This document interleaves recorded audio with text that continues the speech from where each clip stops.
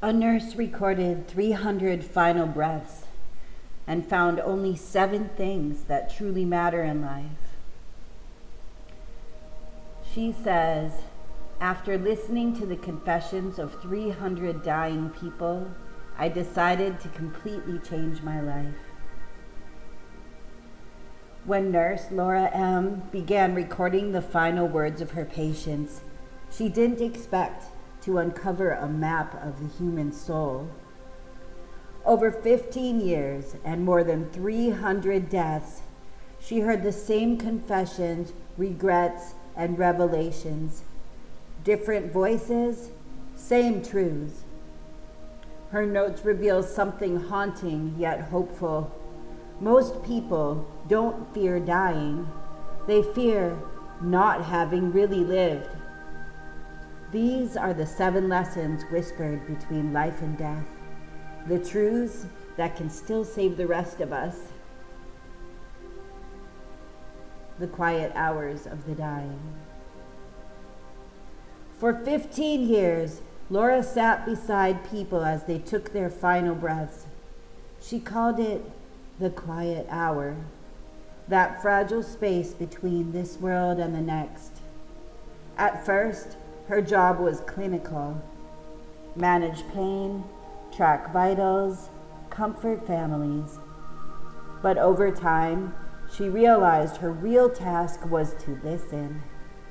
When people are dying, they stop performing and they start confessing. So she began writing down what they said. After 300 final breaths, the patterns became undeniable.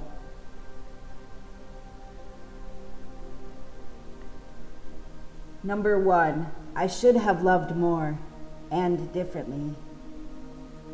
Laura remembered George, 92, a World War II veteran who hadn't spoken to his brother in 40 years. I won the argument, he whispered, but I lost a lifetime. No one, she realized, dies wishing they'd been tougher. They wish they'd been kinder. We treat love like a side project, but in the end, it's the only project that matters. So, send the message, make the call. Don't wait for the funeral to say what love demands now. I saved my joy for later, and later never came. A retired engineer once told Laura, I was so scared of being poor that I became rich in fear. He died 3 months after retiring, never spending the savings he built his life around. We all postpone happiness after the raise, the move, the milestone. But life doesn't honor those timelines. Joy delayed is joy denied. Someday is only a mirage. So use the good dishes tonight. Book the small trip. Let joy become your default, not your reward.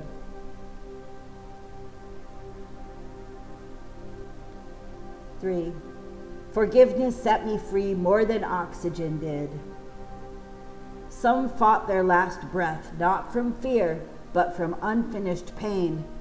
One woman gasped, I can't die angry. When her estranged son arrived and she forgave him, her breathing calmed, and she passed away 30 minutes later.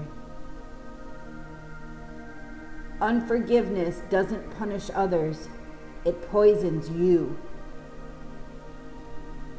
Write the letter you'll never send. Forgive on paper if you can't in person.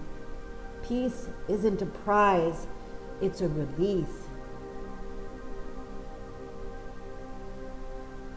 4, the best things in life were free, and I was too busy to notice. When asked what they missed most, people didn't say success or possessions. They said the smell of rain, the sound of birds, my dog's breath in the morning. A CEO once told her, I mistook being busy for being alive. Simplicity is not a lack, it's a luxury. The smaller your world becomes, the sharper your sense of wonder. Unplug for a day. Count how many moments make you smile without screens or money. Number 5, regret is the heaviest thing to carry. More than any painkiller could measure, regret hurt the most. One patient said, I didn't regret failing. I regretted never auditioning. We waste decades trying to appear competent, not courageous. But failure fades while regret hardens.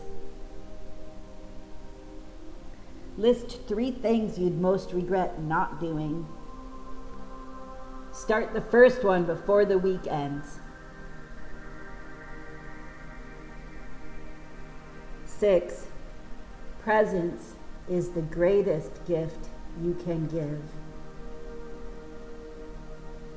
Laura said the saddest sound wasn't the heart monitor. It was the phone vibrating beside an empty chair. One father admitted, I was always somewhere else, even when I was home.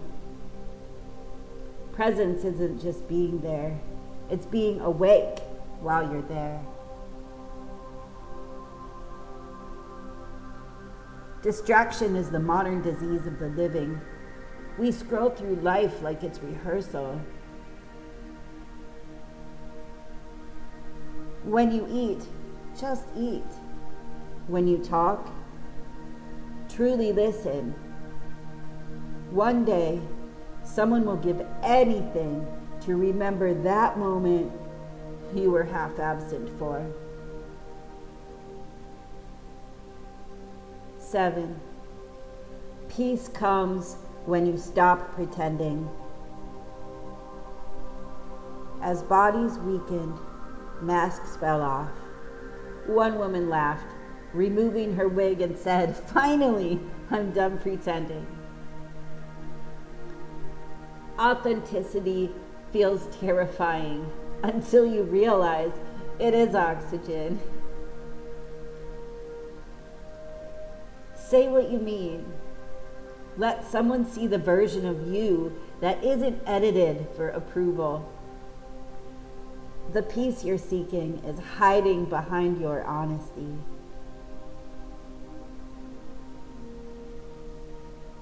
The pattern beneath all patterns. After her 300th patient, Laura stopped taking notes. She didn't need to anymore. Every confession, every tear, every whispered goodbye pointed to the same truth.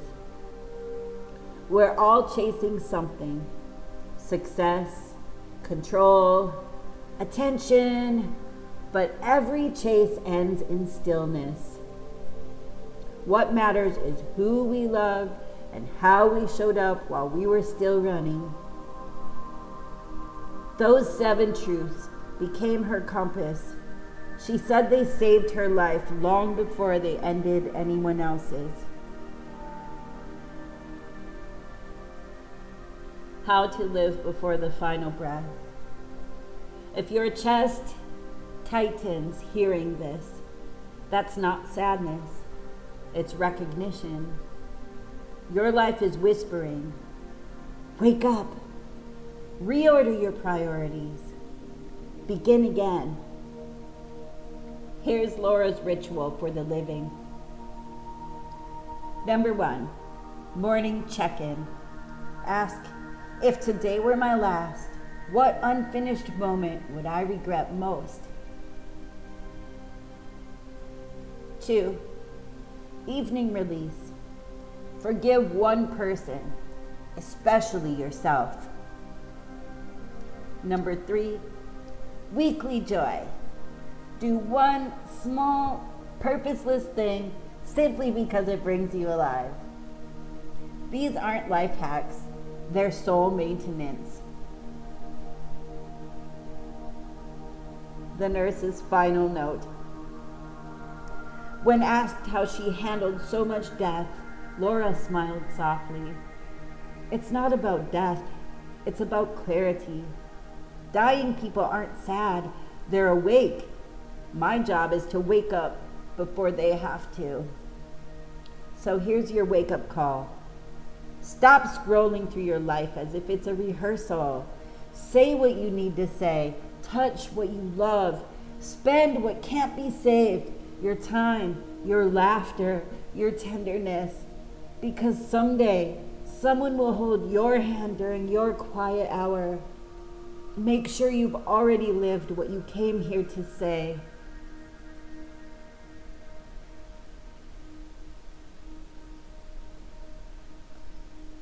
This was a post written by Thomas Blake on Substack for Everyday Health.